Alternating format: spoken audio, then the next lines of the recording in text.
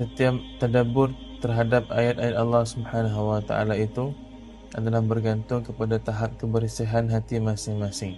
Semakin bersih hati kita, semakin kita akan diberikan satu kefahaman yang tak sama dengan orang lain yang juga tadabbur. Semua orang mungkin tadabbur, tapi tak semua orang yang tadabbur itu sama maqam, sama level.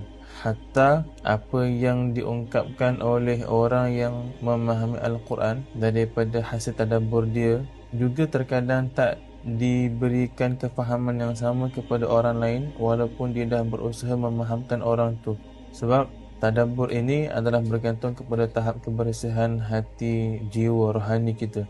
Lain tak bukan, kita hanyalah mohon pada Allah Subhanahu wa taala agar Allah berikan kepada kita kefahaman itu dalam pada kita memahami bahawasanya hati kita ini memang kotor. Untuk menunggu kepada kebersihan hati,